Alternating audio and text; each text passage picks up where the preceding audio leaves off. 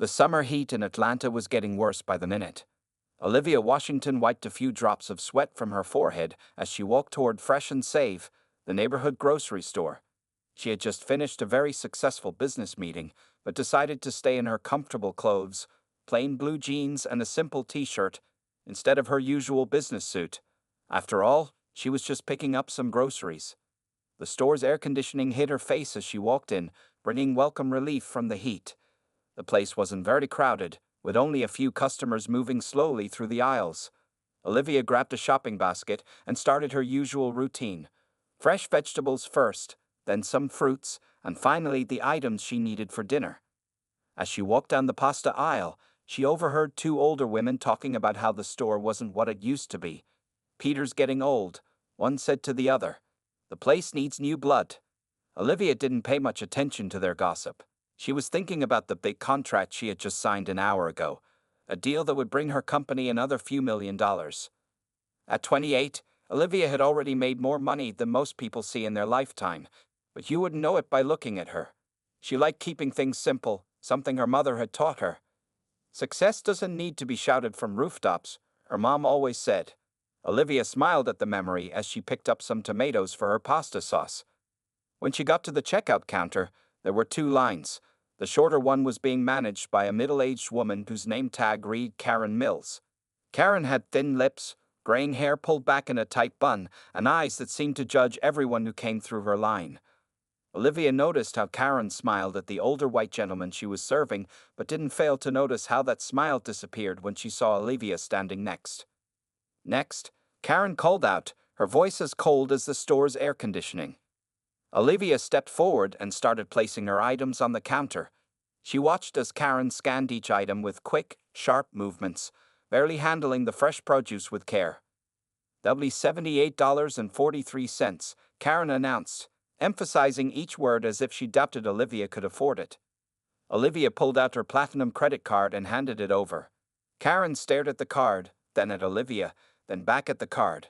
Her thin lips pressed together even more tightly. "I'm going to need to see some ID with this card," Karen said loudly, drawing attention from nearby customers. "Sure," Olivia replied calmly, reaching for her wallet again.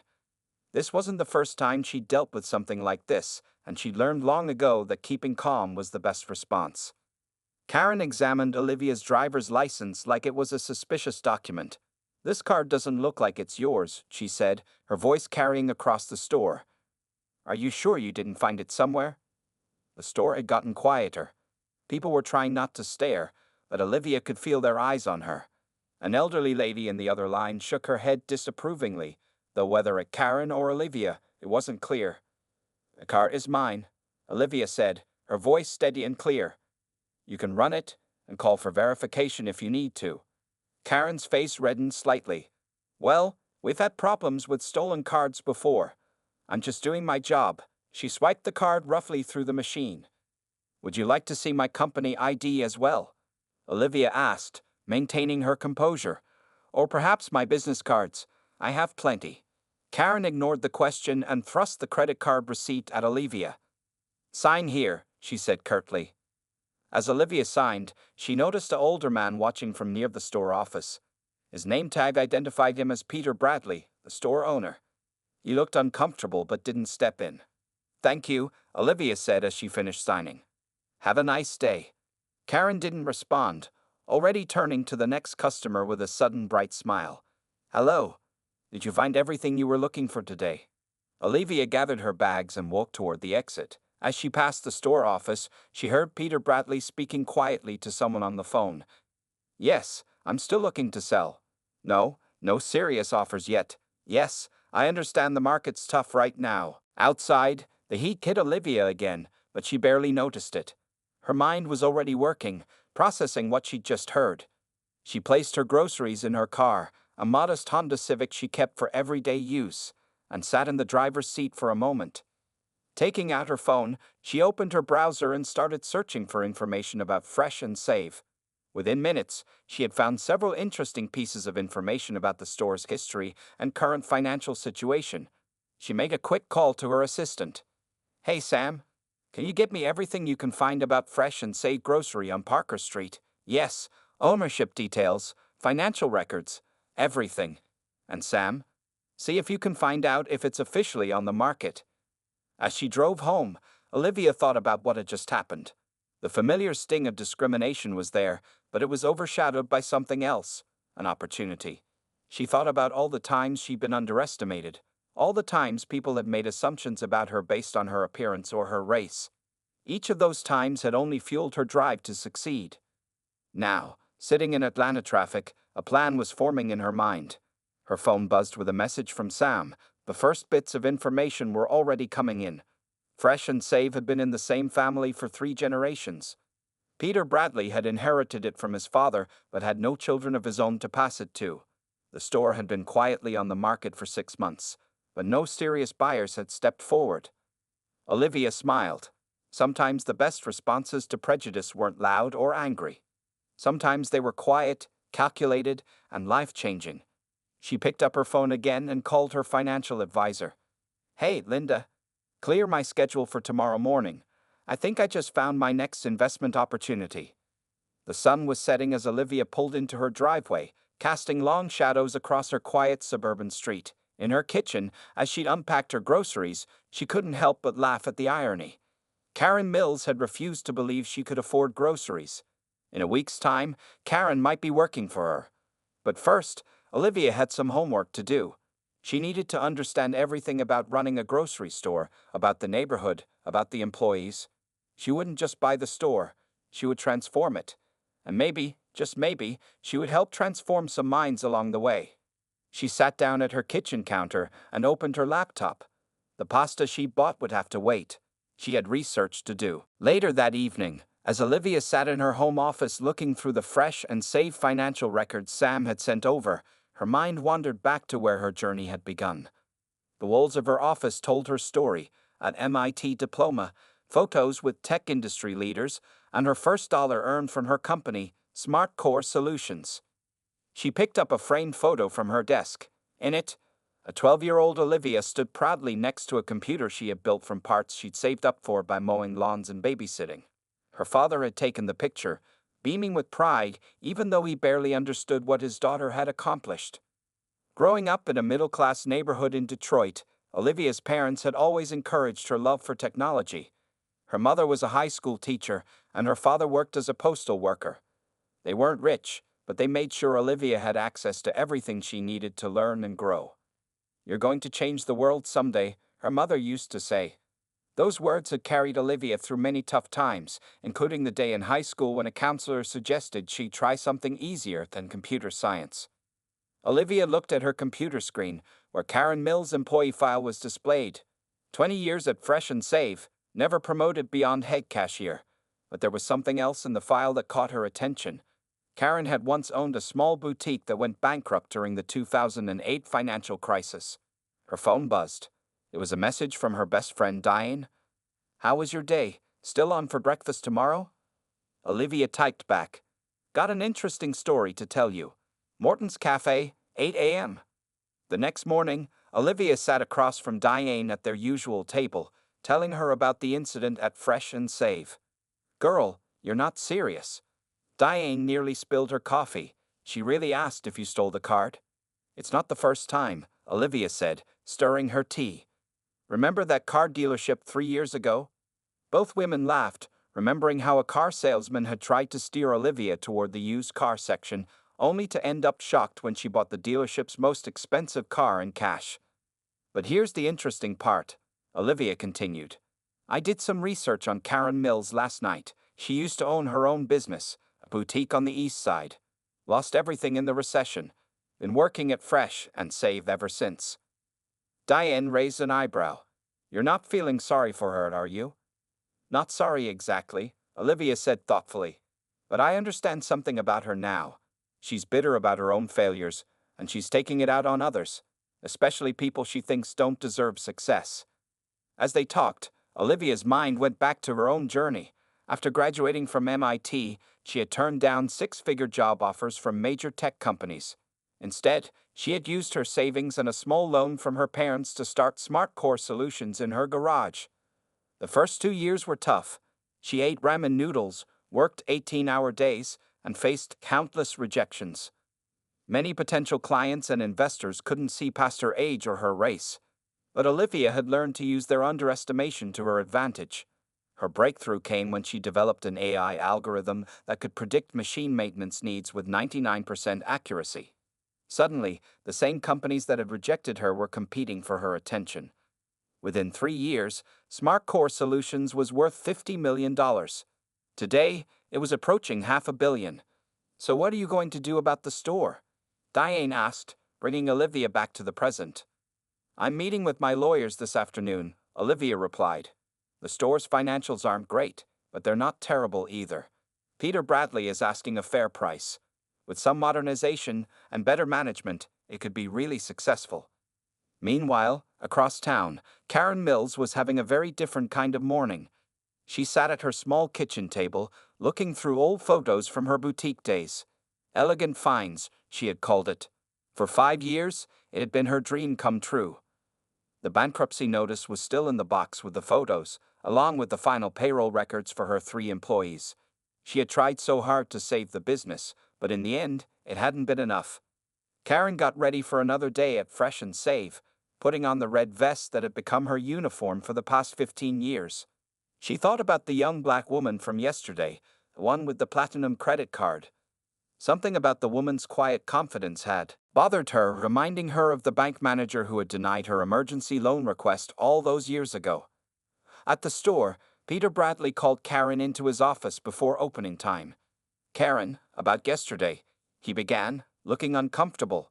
We need to talk about how we treat customers. I was just being careful, Karen defended herself. You've always said we need to watch out for fraud. Peter sighed. There's being careful, and then there's... Well, what happened yesterday wasn't good for the store. We can't afford to lose customers right now. Karen wanted to argue but held her tongue. She knew the store was struggling. She had overheard enough of Peter's phone conversations to know he was trying to sell the place. As she walked to her register, Karen noticed the morning light catching on the old Bradley and Sons sign above the office. Peter's father had put that sign up in 1975. Soon it would probably be replaced by some corporate logo, if anyone ever bought the store. Back in her office, Olivia was reviewing the final details with her lawyers. The purchase offer was ready to go. She had decided to keep the store's name, but planned to add a Smart Core company beneath it. The sign would stay. She liked its history. Her assistant Sam knocked on the door. Your 2 p.m. is here, the diversity training consultant. Olivia smiled. She had big plans for Fresh and Save, and they went far beyond just proving a point to one prejudiced cashier. She was going to turn it into a model of what a modern, community-focused grocery store could be. She looked at the photo of her 12-year-old self again. That girl who built computers from spare parts had grown into a woman who built success from setbacks. Every person who had doubted her, every door that had been closed in her face, they had all become part of her foundation. Send her in, Olivia told Sam. And can you get me the community demographics report? I want to make sure our hiring plans reflect the neighborhood we're serving. As she prepared for the meeting, Olivia thought about Karen Mills. Soon, they would both learn valuable lessons about assumptions and second chances.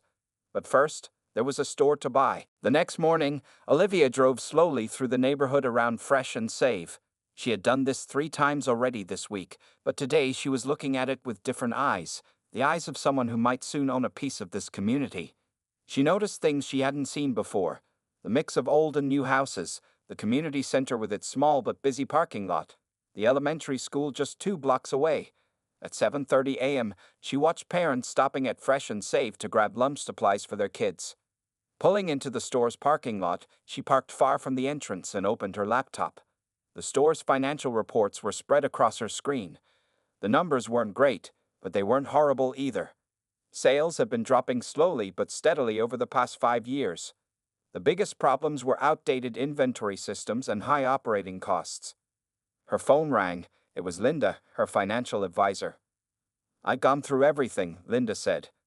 The asking price is actually below market value. Peter Bradley seems more interested in finding the right buyer than getting top dollar. Olivia watched an elderly couple slowly making their way into the store. They waved at one of the employees like old friends. What's your professional opinion? Olivia asked. Honestly, The numbers make sense, but this is different from your usual investments. Running a grocery store isn't like running a tech company. Are you sure you want to take this on? Olivia smiled, remembering something her father had told her years ago. Sometimes the best decisions aren't just about money. I'm sure, she said, but I need you to do one more thing. Find out everything you can about the store's employees. How long they've worked there, their pay rates, any benefits they have. I don't want anyone losing their job because of this change. After hanging up, Olivia opened a new document and started typing. Fresh and save, 90-day plan. Her fingers moved quickly across the keyboard as she outlined her vision. First would come the technical upgrades, new inventory systems, modern checkout equipment, and a proper website. The store needed self-checkout options for busy customers, but she would keep plenty of regular checkout lanes. Not everyone liked using machines. Next was the community engagement plan. Fresh and Save had been part of this neighborhood for decades. She wanted to build on that history, not erase it. She typed, weekly community events, cooking classes, job training program for local youth. Her phone buzzed with a message from Sam. Found something interesting. The store runs a small delivery service for elderly customers. It's not official, just something they've been doing for years. They don't even charge for it. Olivia added another note, expand and formalize delivery service. Keep it free for elderly and disabled customers. Around noon, she walked into a small diner across from Fresh and Save. She had been watching the lunch crowd at the store, mostly workers from nearby businesses and residents from the apartment complex down the street. As she ate her sandwich, she overheard two women talking in the next booth. Fresh and Save's getting more expensive, one said. But I still go there because they're the only ones who carry those special cookies my Jimmy likes. I heard old Peter's trying to sell, the other replied. Hope it doesn't turn into one of those fancy organic places. I can't afford those prices. Olivia made another note on her phone. Keep prices competitive. Add organic options but maintain regular inventory. Back at her office, she met with her legal team. They had drafted the initial purchase offer, but Olivia had some specific requests to add. I want to keep the Bradley name, she told them, and I want a clause that gives Peter Bradley advisory status for the first year, with compensation. His experience will be valuable. Her lawyer nodded. What about the employees? Everyone keeps their jobs for a minimum of 6 months, with a performance review after that. But I want to add a training requirement. Everyone will need to complete customer service and diversity training. She thought about Karen Mills. The easy thing would be to fire her immediately after taking over, but easy wasn't always right. Add this, she said. Current employees will have the opportunity to apply for management positions before we look externally. That evening, Olivia sat in her home office, looking at photos of the store from 20 years ago that Sam had found. The Bradley family had built something special here. The times had changed, and the store needed to change too. She picked up her phone and called Peter Bradley's number. Mr. Bradley, this is Olivia Washington. I'd like to discuss making an offer on your store. There was a pause on the other end. Miss Washington, have we met? In a way, I was in your store earlier this week. I believe one of your cashiers had some concerns about my credit card. Another pause, longer this time. Ah, yes. I apologize for that incident. It wasn't handled well. No apology needed, Mr. Bradley. In fact, that incident helped me see an opportunity. Would you be willing to meet tomorrow morning? I have some ideas I'd like to share with you. They arranged to meet at 8 a.m. before the store opened. As Olivia hung up, she felt a sense of excitement she hadn't experienced since starting her tech company. She opened her laptop one more time and added a final note to her 90-day plan. Goal: make fresh and save a model for how local businesses can adapt and thrive in changing times. Looking at the store's current logo, she sketched out a new design that kept the classic feel but added a modern touch. Below it, she wrote the words that would soon appear on all store materials. Fresh and Save, serving our community since 1975. Tomorrow would be a big day. She had a vision to share, a deal to make, and a point to prove. But most importantly, she had a chance to turn a moment of discrimination into an opportunity for positive change.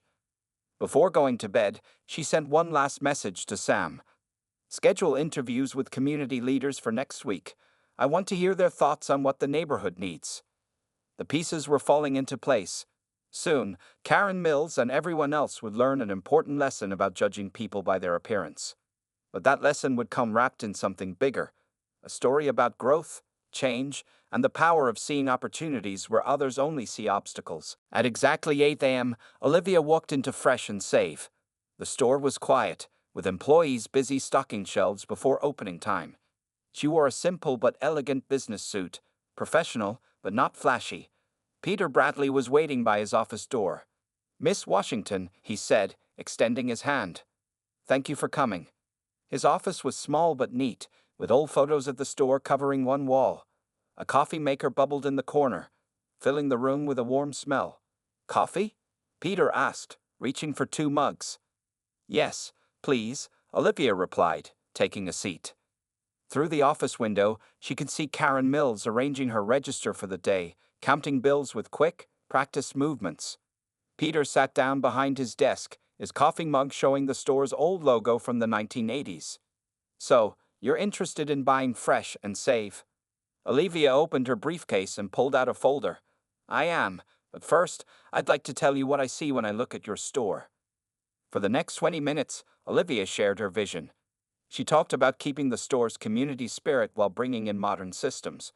She explained her plans for employee training, expanded services, and community programs. As she spoke, she watched Peter's face change from polite interest to genuine excitement. "You've done your homework," he said when she finished.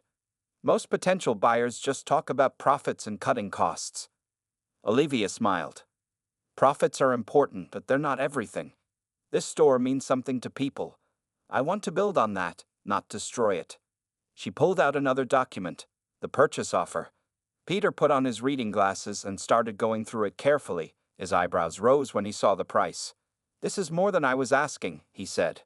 "The price is fair for what I'm getting," Olivia replied. "And I want you to stay on as an advisor for the first year. Your experience is valuable." Outside the office, employees were starting their day. The produce manager was arranging fresh vegetables, whistling as he worked.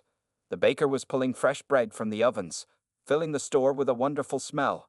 Peter read through the entire offer twice. When he looked up, his eyes were slightly wet. "My father opened this store," he said quietly. "I've had other offers, but they all wanted to change everything, turn it into just another chain store. You're the first person who seems to understand what makes this place special." He picked up his pen. "When do you want to close the deal?" "I have my legal team ready to move quickly," Olivia said. "We could finalize everything by the end of the week." Peter nodded. "And the employees?" "Everyone keeps their jobs, with a 6-month guarantee. After that, it depends on their performance and willingness to adapt to the changes."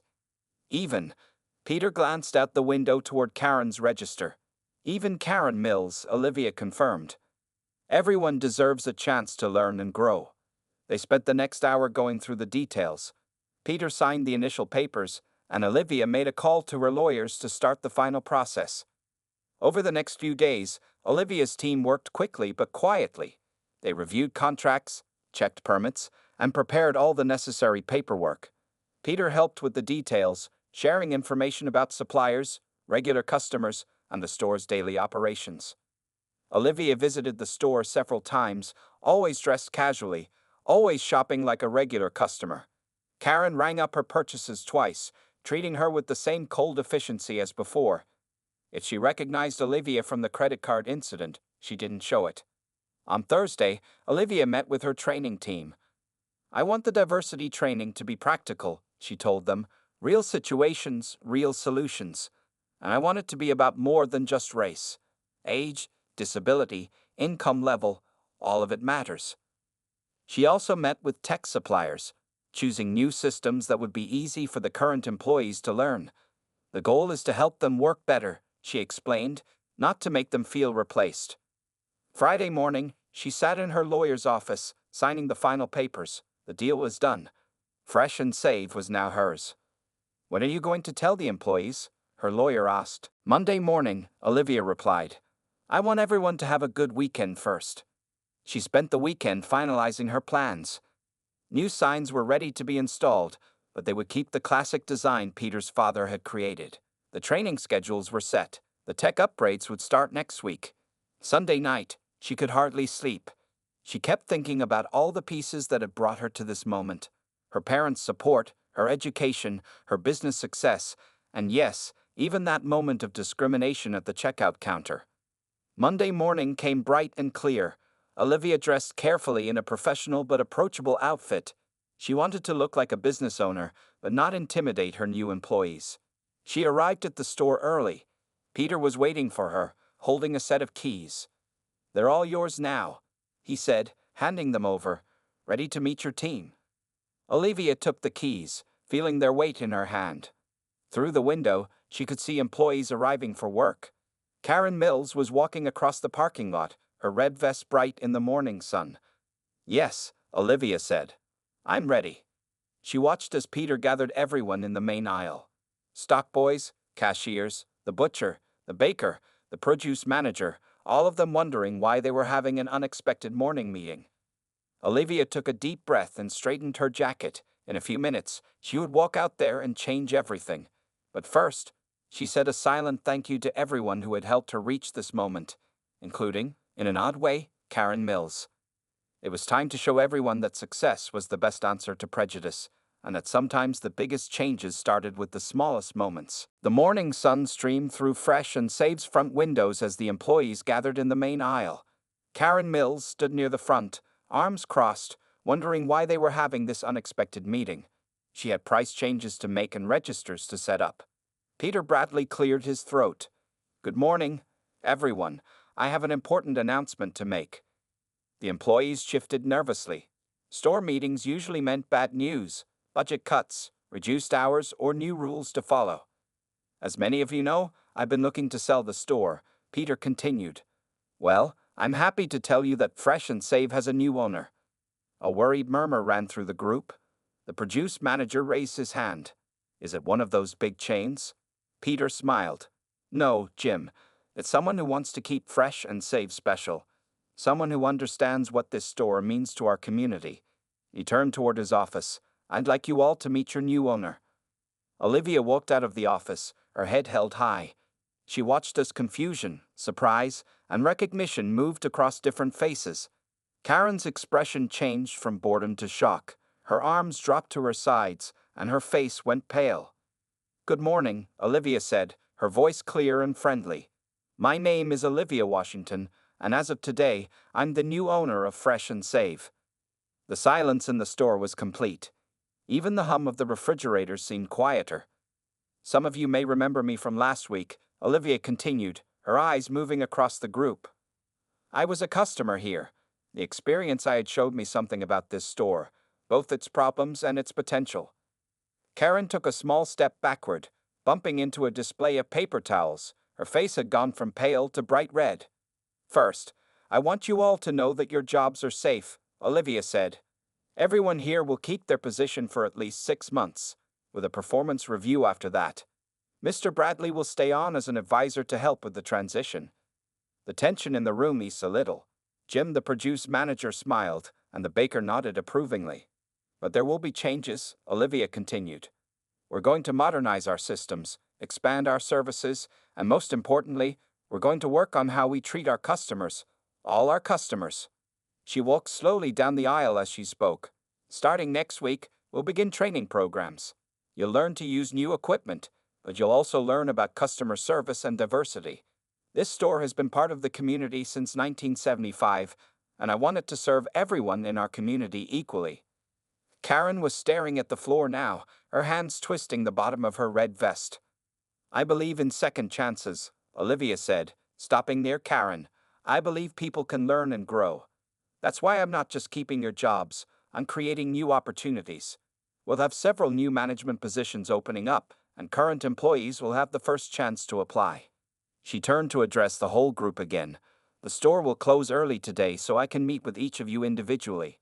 I want to hear your ideas, your concerns, and your hopes for Fresh and Save's future."